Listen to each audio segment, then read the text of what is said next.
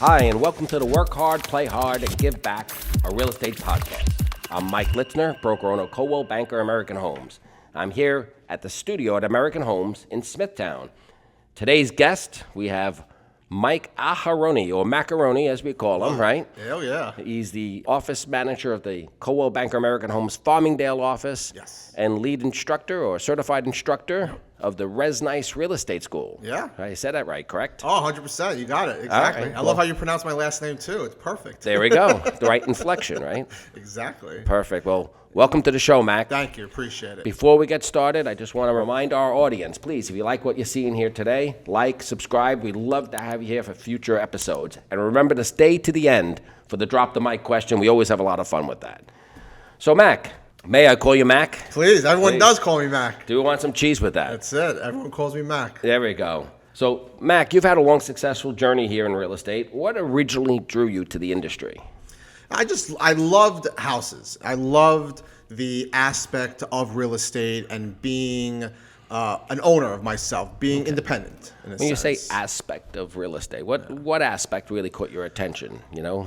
Working with buyers, sellers, most importantly, changing people's lives. Yeah. You know, being the catalyst between somebody's biggest purchase of their life, watching a family take the next step in their lives. Yeah. You know, it's the changing of the lives that really got me. Yeah, it is life changing. It's interesting to see, you know, how normal families, you know, stress over all the details that go in, because it does affect their life going forward, you know, for potentially decades, right? Mm-hmm.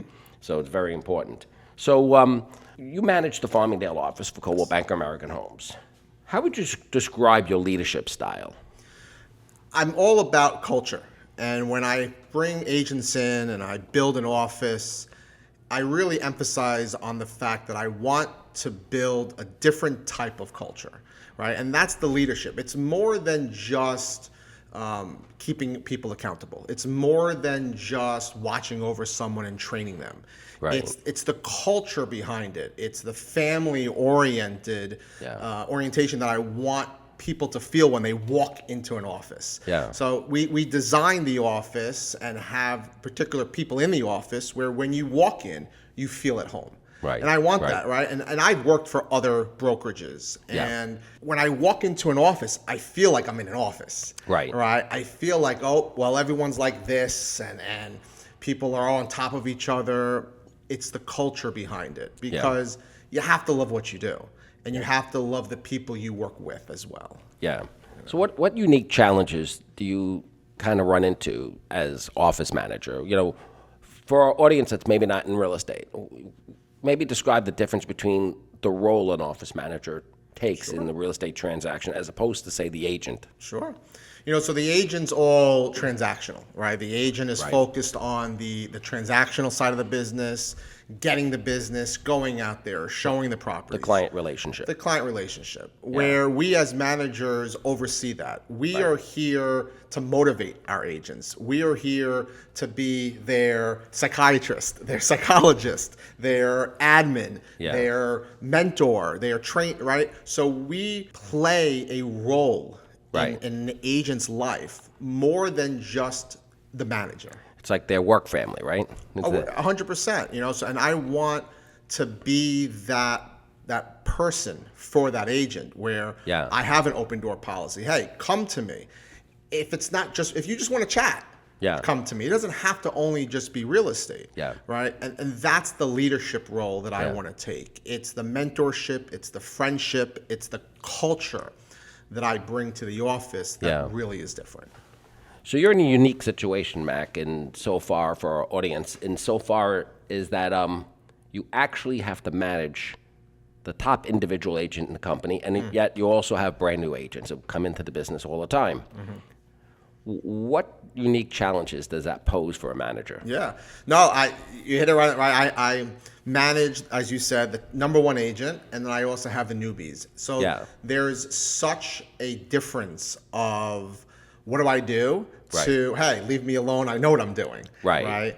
And there's the old school way of thinking and the new school way of thinking, right? So our top agent is all about paper, right? He loves his paper. Yes, he does. And when he listens to this, he's going to laugh because when you go into his office, there's paper everywhere. Yeah. So it's funny. But then you have your newbies and who are younger, right? Where I say to them, listen, everything is paperless. Right. Everything is on the cloud. And we do, as Coldwell Banker American Homes, we have a huge and an amazing technology base and platform that we provide our agents that allow that to happen. Yes. So you have the number one agent who still turns to me as many years as he's in the business. Yeah. And still looks for guidance. Hey, can you help me with this? Can you help me with that? Right. I'm his sounding board in a sense. Right. And that's where my coaching comes in because I'm a coach. I'm a nationally accredited trainer and I love to coach. And that's why being in the position that I'm in is amazing for me because I love to teach. Yeah. So you just touched on something that's I think really important, maybe overlooked in our industry. So coaching. Mm-hmm. You know, agents go to licensing school, they get licensed, right? And then they come into the business and say, okay, I'm licensed, like I'm ready to go. And we always say that's where your learning actually starts. So what's the difference between being trained for a new agent, for a licensed agent, and being coached? That's a very deep question. Yeah, I know. We may not have enough time for the full answer. You don't have to give a class on it, but exactly. Yeah. I'll try to keep it as short as possible. So when I teach the 77-hour class here in New York, I tell everybody, listen, 95% of the stuff that we're learning today, is for the pass the state test. Right? It's what you said. It's when you get your license, that's when you start learning. That's when the fun begins. The practical application. 100%. And there's a lot of brokerages out there, we won't name them, that bring on newbies and don't train. Or don't have the right training. Right? And that's where agents fail. Most agents fail in the first 6 months because they don't have the right guidance. So one of the things that I pride on and why I love newbies, and I love newbies, is I teach them we need to build a foundation. Just like real estate, right? If there's no foundation, you can't build anything on. I'm not going to bring you into my office and say, okay, here's all your tools, now go get it. There's no guidance. Like, for example, I had someone that's been licensed a little under a year that was with another brokerage. Recruited him in, no guidance at all. Brought him in the first 2 weeks, he's doing rentals, he's doing listings already. Because it's the coaching. It's the training that you mentioned. It's different. It's okay. Let's take what you have and now let's break it down. Who do you know? What foundation do you have? What training do you need? This is how you do it. I always say to my agents, regardless of experience or not, this is on-the-job training. Very much so. It's on-the-job training. You learn as you go. And you coach me in the position. Coach as you go. So coaching and training is very critical in a new person, in a real estate career that you're just starting. So let's switch around a little bit here because you touched on your instructor position. So you're a certified instructor in New York State and you represent RESNYS Real Estate School, right? RESNYS stands for what? Real Estate School of New York State. I'm one of the lead instructors there. And that's all of New York State. So essentially anywhere from Buffalo to Montauk, you could train agents to get licensed. Is that correct? That is correct. Okay, awesome. So what inspired you to begin teaching, and what do you love most about it? It stems from, again, the managerial role, right? I love helping people. I love watching people become successful because of the help that I give them. And I just love to teach. I just have a passion in doing that. It's just something that I love. I love to speak. I love to present. I love to just be out there and coach and get someone from zero to hero, as we say in our company. But it's watching the students understand and start a new career and succeed in that new career and grow. It's very rewarding. Definitely emotionally rewarding. So let's talk about RESNYS. It offers a range of courses, correct? And certifications, CE classes, etc., right? What are some of the most in-demand topics right now, and why do they matter? Sure. So first and foremost, it's your 77-hour course, right? That's your salesperson course That's you the need to entry take. level for anyone, Correct. a layperson who wants to start in real estate, Yes. correct? So The in New York State, they license. require a 77-hour course. Yes. Either in person, online, self-paced, which we offer, where you have to get your license.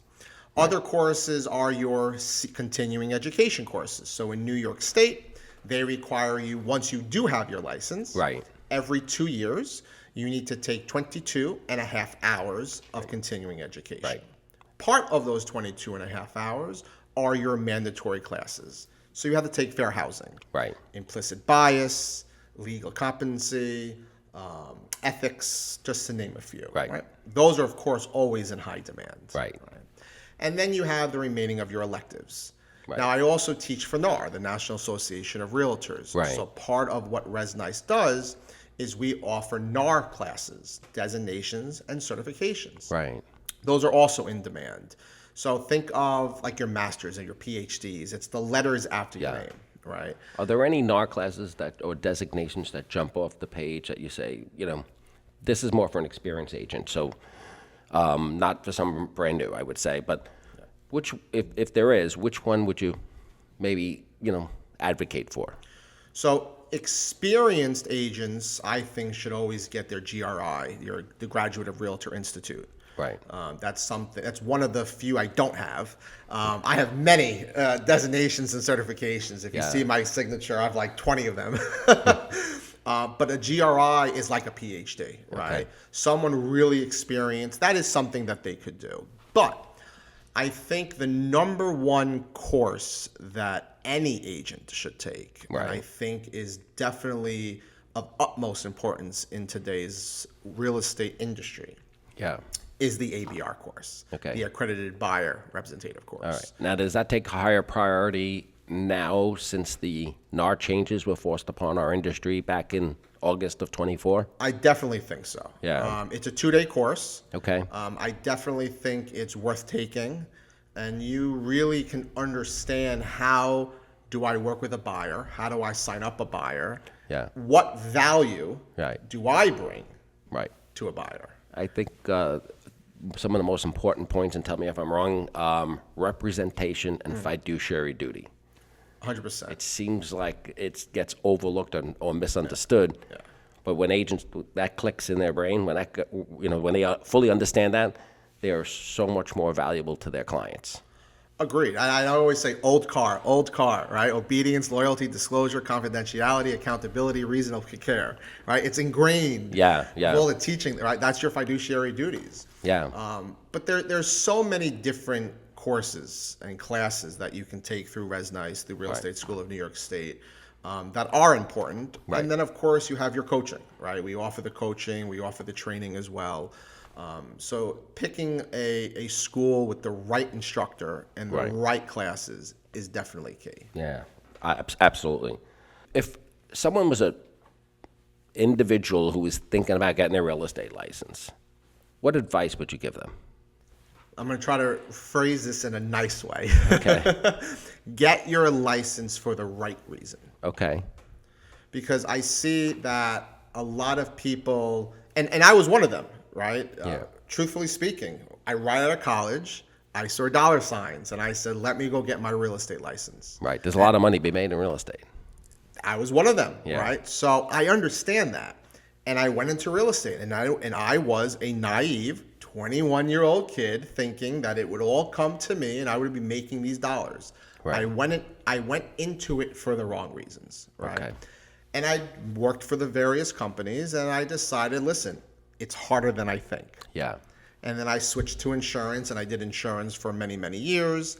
Because that's much easier, right? And then, and then reality came. It's work. If I want to earn money, I have to work. So choose my path. Yep. And then my grandfather passed away in 2017, and I know I'm going off tangent a little bit, but this answers your question. Yeah.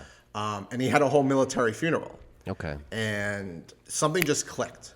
Right. I wanted to do something in his honor. I wanted to give back to our military. And I said, you know what? I got into real estate for the wrong reasons back then, Right. but now is my time to make it right. Right.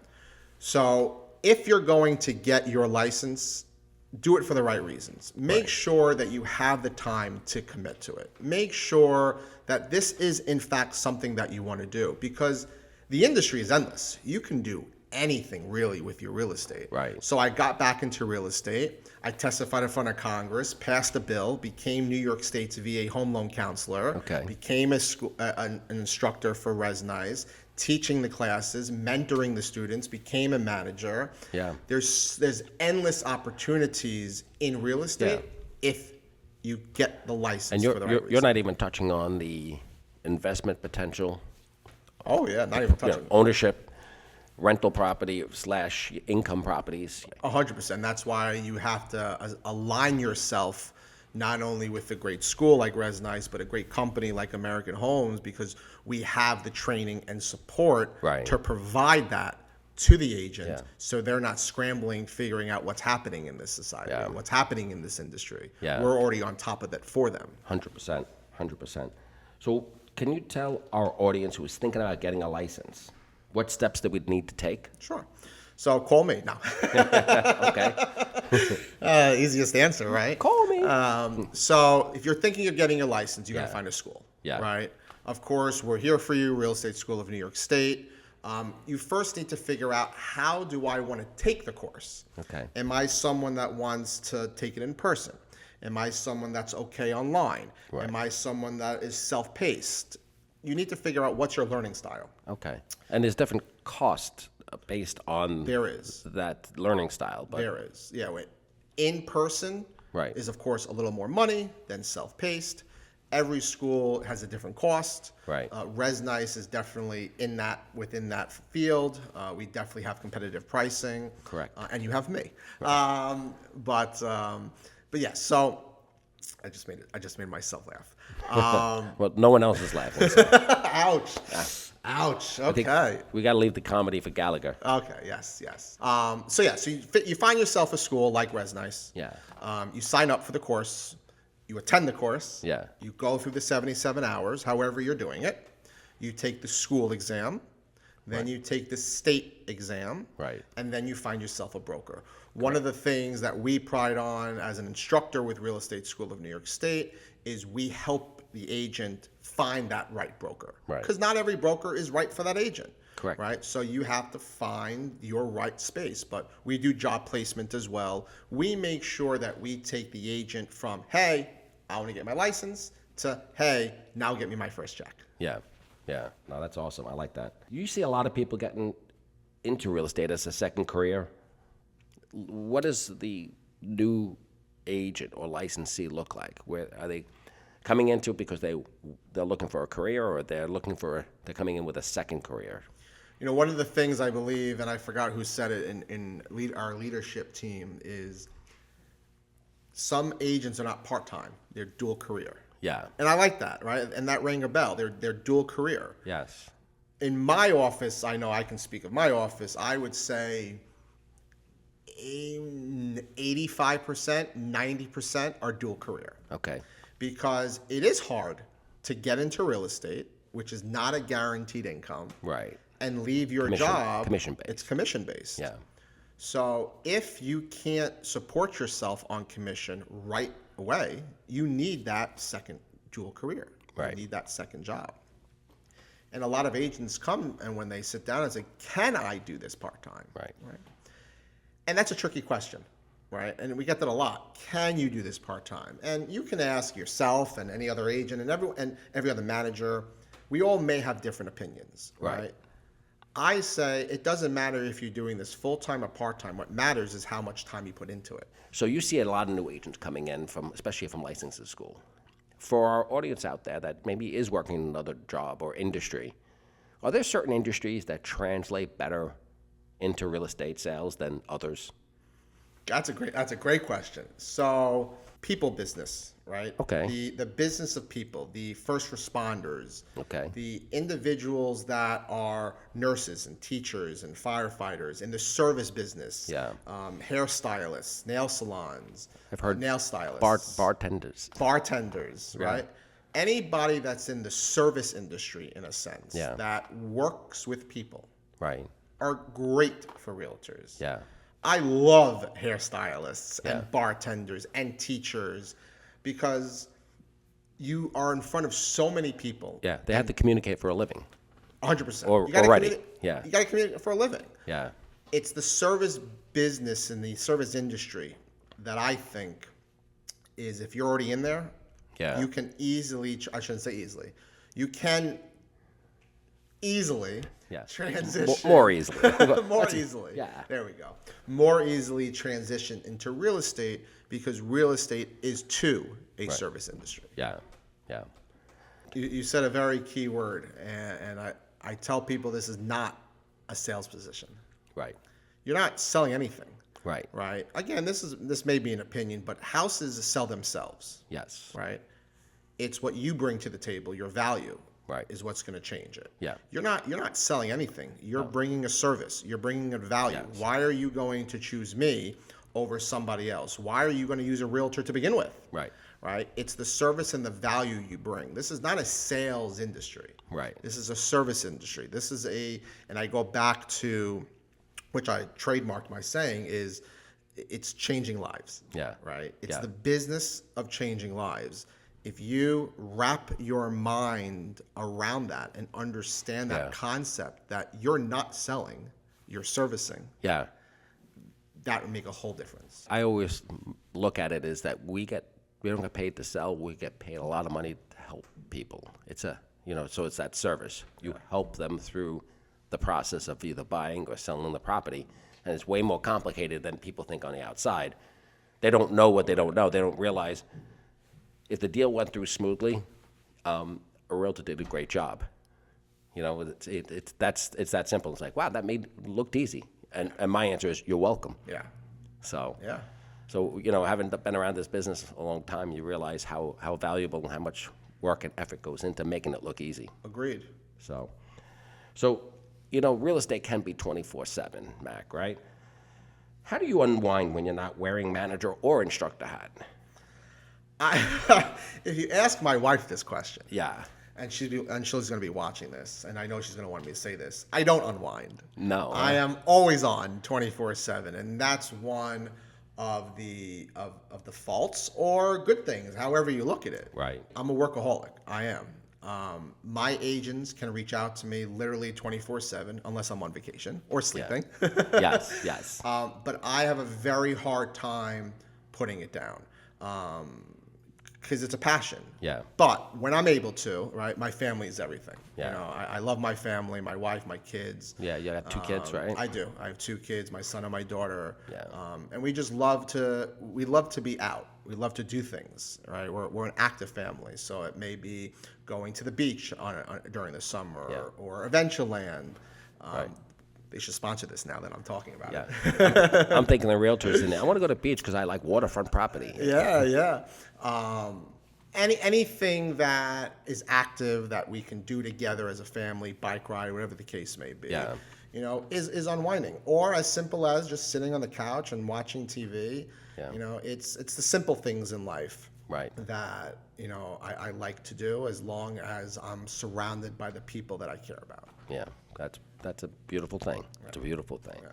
So I want to pivot here, but before I do, I just want to remind our audience again that if you like and are into what we're doing here, and hope you are, to subscribe to our channel, right? We'd love to have you at future episodes. As we're winding down season 2, we have a tremendous lineup for season 3, which is going to start right after Labor Day. So a hell of a lineup coming up here. And again, don't forget to stay for the drop the mic question. I'm excited for that. Oh yeah, you never know what I'm going to say. Drop the mic. I am Mike, and you're Mike. I didn't say drop the Mac. So, Mac, you're known for your fashion sense. Oh, great. There you go. I knew this was going to happen. So, as our audience can see now, you are colorblind, and So, where do you get your inspiration for your wardrobe? You're funny. I'm a very colorful person. Okay. I like to wear color. I just like to stand out. Good job. Thank you. My wife yells at me and says, why are you wearing that? There's no answer to that besides the fact of I'm a colorful person. I want to stand out, and I like to just be the center of attention. All right. Well, good. I need to call special attention to those. The fact that you're wearing your wife's sneakers. Does she know you have them out of the house right now? I love my Gucci shoes. Thank you. Oh, those are Gucci's. Yes. I thought they were Thank Burberry. They look No. like. Stop picking on me. I'm admiring your fashion sense right now. Come on. I understand you with your family just bought a new house. We did. All right. So this is exciting. I used a great realtor. I'm trying to figure out who. Well, first, we want to say congratulations. Thank you, right? thank you. It's always exciting to get to the finish line and move in. So, yes. So can you share with our audience, what was the experience like, being on the other side of the transaction? Yeah, it really shows you how much work and dedication a realtor brings to the deal. Right. Right. And it's unfortunate that society may have a different view on realtors, where some people may think, oh, we just turn the key and walk in. Right. Right. There's so much more involved. Yeah. And being on this side where I sold my house and bought a house. Yeah, which is even more complicated because you're trying to It's work all the timing, right? There's so much that happens. Did you say in the same school district? Same school district, literally 7 minutes away. All right. Well, We that wanted part to makes keep it the easier kids. because Yeah. if you have to change schools and try Oh, to yeah. coordinate the timing of that Yeah. with the Yeah. kids, there's a lot of nuance that goes into Oh, this. 100. There's a lot of moving parts. Yeah. Right. And if you don't have someone like a good realtor on your side and helping you through this, it can be very overwhelming. Yeah. We were overwhelmed, and I'm in this industry, right? And Yeah. I live it, and it's still overwhelming. And I'm still in the process of moving, doing renovations and this and that. It's a very big project, but it brings a lot of light, and it shows that realtors really are needed. Yeah. Right. The industry is needed. Was there an aha moment through that whole transaction that you went through where you get kind of, I don't want to say complacent, but you're used to real estate and the transaction and issues that pop up as home buyer / seller now. Right. The So way- I actually learned a lot. Yeah. So know, give us and some it's- aha moments for our audience. It's fascinating because here in downstate New York, and Yeah. for those of you wanting to become realtors, here's a one-on-one for your state test. For downstate New York, we're an attorney state. Right. We're not an escrow state. So you go to Florida or you go to Texas, wherever the case may be, the agent, the realtor, does 99% of the work. Right. Where here in downstate New York, us realtors really stop at the point of contracts. We don't do really contracts. Yes. No, we don't do the contracts, but there's a lot of nuance A in there lot of meeting the nuance. terms and conditions. Yes. Putting the offer together, facilitating mortgage it. contingencies, Mortgage- appraisals, Exactly, and we have to know all of that. Yeah. Right. But it was fascinating seeing it from an attorney perspective, from a title perspective, of how the attorney side works, of how the title insurance works, of getting really deeper into the mortgage process too. Yeah. Right. Of how that really works. Being the buyer ourselves, going through a mortgage process. Yeah. So being on that side, it really, we learned a lot. Why does this happen? Or why does the title do this? Or what are title fees? And what's the mortgage? And what's credit? And how can I lower my rate? Stuff like that where a buyer may ask you, the realtor. Right. Where you need to know the answers. Right. So well, you asked something there like, how do I lower my rate? Yeah. The follow-up question is that something I should do? Because when you have an ask, there's a cost to it. Right. So it's a pay now or pay later type, question. I don't think most people understand that. Right. So it costs you to get a lower rate. What is the cost? Yeah. And as realtors, you need to know that. Yes, you may not be in the mortgage industry, you may not need to be a mortgage broker, but you still, as a realtor, need to understand the concepts of all that. Yes. Because your buyers are going to come to you. You're the catalyst of everything. Yeah. You know, so it was a very eye-opening, amazing experience, mind you. Yeah. It was great, but you learn a lot, and you take what you've learned and you bring it back to your agents and you teach them. Right. Now, even stuff is like title. People don't understand, even like, especially in the time where, identity theft is, there's so many scams going on out there. Having, clean title when you close, hugely important, So yes. it ensures the passage of title over. So people don't understand, well, what is this title? What am I paying for?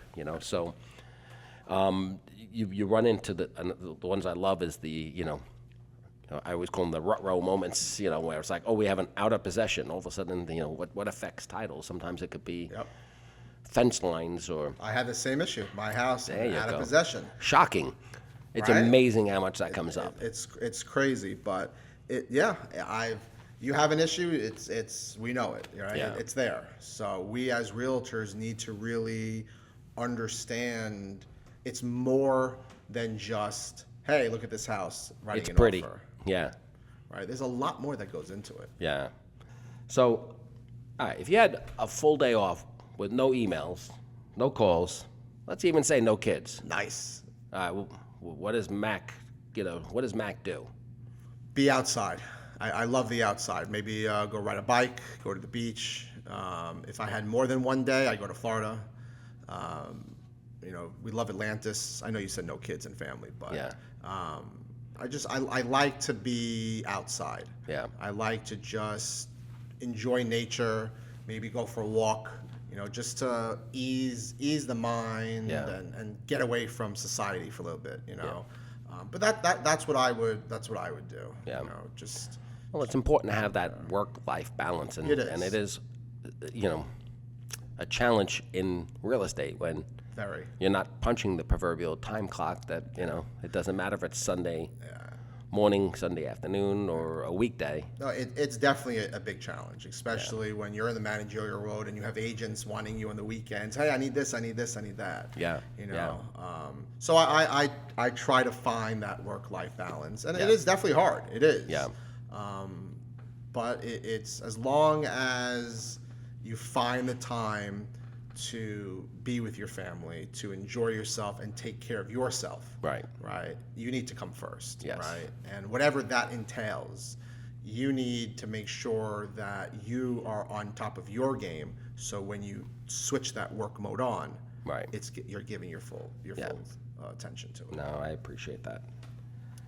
So I like to talk a little bit about giving back because it's such an important part of the culture at American homes. So you've done an amazing work providing real estate services to veterans, and you're the founder of Home at Last. Do I get that right? You got it. All right. Can you share with our audience what a Home at Last mission statement really is? Sure. So I'll brief them on how it actually began, and I mentioned it before with my grandfather passing away in the military. Right. I found that unfortunately a lot of lenders and realtors out there in the nation take advantage of our veterans. They don't really understand VA loans. There are banks, which we're not going to name, that have been sued for millions of dollars for overcharging veterans on their VA loans. There are stories of realtors that had no idea how to work VA loans and screwed out the veteran. There's a dime a dozen organizations out there that focus on veterans that need help, and they do an amazing job. Right? The ones that may be homeless or disabled or need that extra push, and they all do amazing. Right. But there's not a lot of organizations that focus on those that actually can achieve the American dream of home ownership. Right. So we started Home at Last. I flew down to Puerto Rico and I met the first Hispanic woman to be a general in the armed forces by the name of Marta Carcana. Okay. She ran the Puerto Rican National Guard. I pitched her this idea that I had.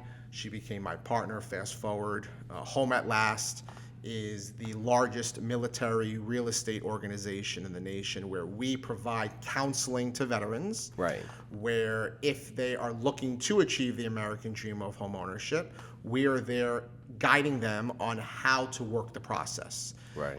One of the things I wanted to do was testify in front of Congress, and I passed a bill here in New York State becoming New York State's VA home loan counselor. So any military veteran that does go for a VA loan, in their lending disclosures, their loan disclosures, all our information is on it. Right. I want to be able to provide veterans a source where they can go to, besides the VA, besides online, where they can go somewhere and get the services and counseling they need to protect themselves while achieving the American dream of homeownership, and that's our mission. That's great. Now, again, just for clarity here, Home at Last is a nonprofit, correct? Correct. It's not a for business. Correct. For-profit it is business. a nonprofit 501c3. Yeah, perfect. So its sole mission is for the to aid veterans in the support of homeownership. Counseling. Yeah. Exactly. That's awesome. We are here to support you and make sure that you're not being taken advantage of by predatory lenders and or realtors. Are there any particular veteran success stories that you'd be open to sharing that particularly moved you? Oh, 100%. So there's two quick stories. Perfect. On both perspectives. One, I have, and this happens a lot, I have a veteran that calls and says, hey, I'm with such and such bank. We won't name any names. Absolutely. I'm with such and such bank. They're charging me $5,000 in loan fees. Wow. And they're also telling me that I need to pay a VA funding fee. Now, the VA funding fee is a fee that the VA charges for you to use the loan. But if a veteran has a 10% disability rating or higher, you're exempt. Okay. This particular veteran had a disability rating. Yeah. So not only was the bank charging them loan fees, they were also charging a funding fee when they weren't supposed to. Wow. And they were increasing the rate. Why is my rate so high? Yeah. So as a loan counselor for VA, they come to me and say, hey, can you look at my loan disclosures? And I said, first and foremost, you should not be paying any loan fees. Correct. All the banks that we associate ourselves with through our not-for-profit do not charge bank fees. Right. Banks make their money. Yes, they do. They don't need to charge over and above for veterans. My opinion. Yes. My opinion. So first and foremost, I saved that veteran $5,000, and I got him to a right bank, a right lender that did not take advantage of them with the rate and the funding fee. So right off the bat, we saved them close to $7,000. That's one side of the spectrum. Yeah. The other side of the spectrum of what we do, which is very rewarding, and this happens quite often as well, is a lot of our military deployed. Right. They're overseas. Yeah. So I get a lot of calls from overseas, mostly husbands, but sometimes wives as well. Sure. Boyfriends, girlfriends, whatever the case may be. And they say, listen, I would love to have a home to go to when I return. Right? Yeah. I'm supposed to be returning 4 months from now. Right? I would love a home. My wife, my spouse, my husband is back in the States. Can you do me a favor and guide her and help her and find this home so I can come to some place? Because a lot of the times when military families are deployed, the person that stays back stays with family. Yeah.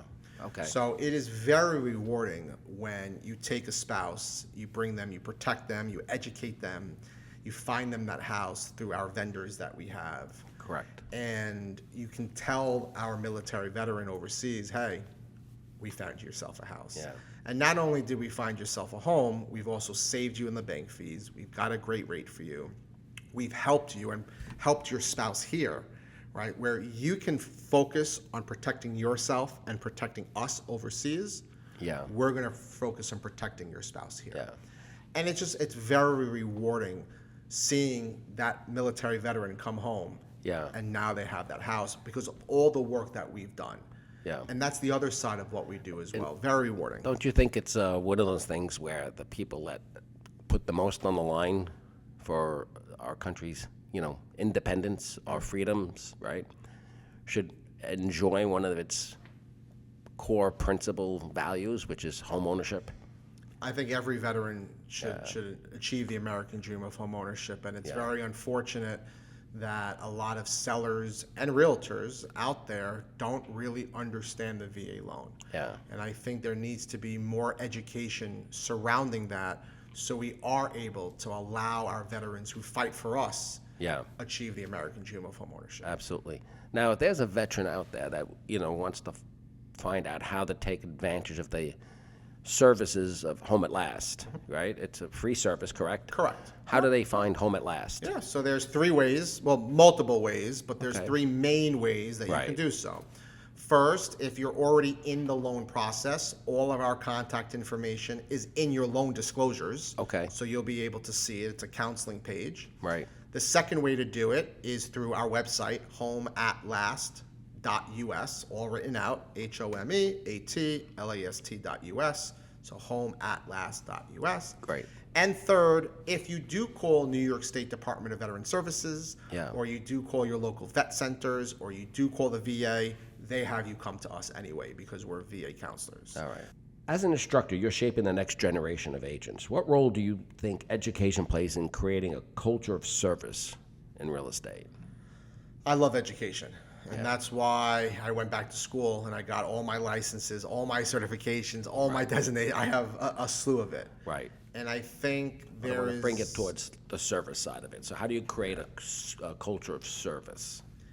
Education is key. You always need to be on top of what you provide and what service that you bring. Right. And I think the education aspect of it helps you get to that level. Yeah. Right. Because you can provide as much service as you can, but you also need to have the knowledge. Yeah. Right.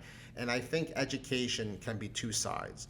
Education 1 could be your black and white, your terms, your definition. Right. And then education can be service. It can be how does this happen? Right. How do I treat a client? How do I work a client? Right. How do I provide that service to that client? Yeah. And that's one of the reasons why we have that 22 and a half hours of education, right? Why we have the electives, because I think a lot of the courses that agents should take is not only need to know my terms and definitions, but how do I actually work the industry? Yeah. How do I provide the service that I need to on a level that I can sustain? Right. So what advice would you give to new agents, or really any agents who want to use their skills to make an impact beyond just transactions? It is more than real estate is more than a people business, right? Okay. It is a forever business in a sense that I tell my agents, that's interesting. Your relationship starts when you close a deal. It frustrates me when realtors work so hard in the deal, and then their client doesn't hear from them forever, right? It's the relationship beyond the transaction, using your words, right? Your question. It's more than just a transaction. It's a relationship. Yeah. You're building a long-lasting friendship. Right. So you do the transaction, but what you really need to focus on as a realtor is what happens afterwards. Because that one person, that one client, that one customer, if you did the right job, could lead you to so many other clients, to so many other customers. You know, if you've done a good job, I always say referrals happen by design, not by accident. So you just want a fan. But if that fan doesn't know how important referral business is to you, it's not their fault. It's your fault as the agent. I just got a Facebook message yesterday from a client that I helped buy a house 10 years ago. Okay. He just reached out to me. I called him after our conversation here. He may want to sell. Okay. Now, mind you, I haven't been in the transactional world in a while. Right. I've been teaching. I've been the managerial side.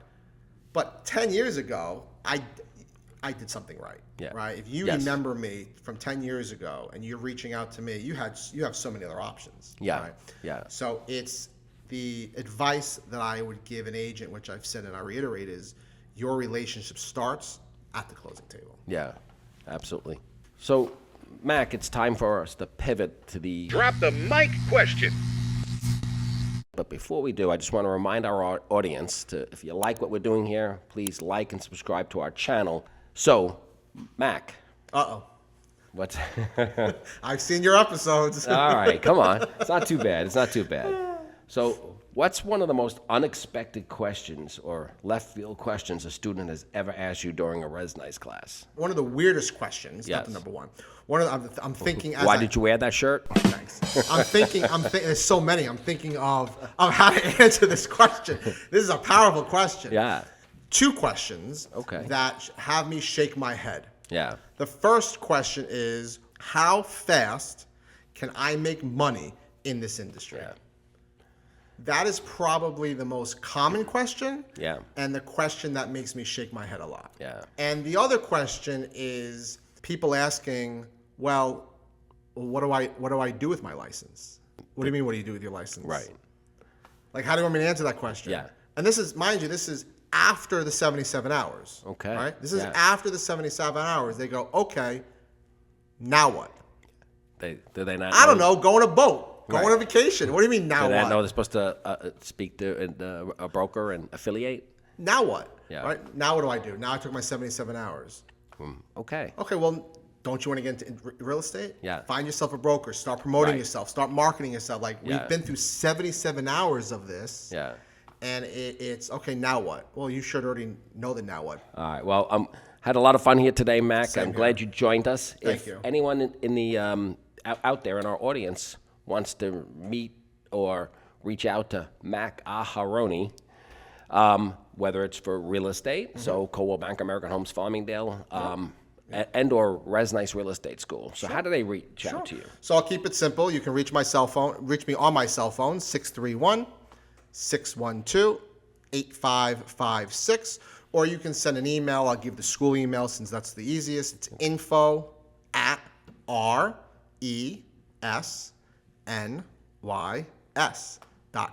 Perfect. So info@resnys.com, or my cell phone, like I said, 631-612-8556. I'm always here to answer any questions that you may have. Again, Mac, thank you so much for being here today. You're a great interview. And I just want to remind our audience, this is a wrap for season 2. So thank you for taking a ride with us, and we will be back in 2 months. So join us for season 3. We have a great lineup of interviews.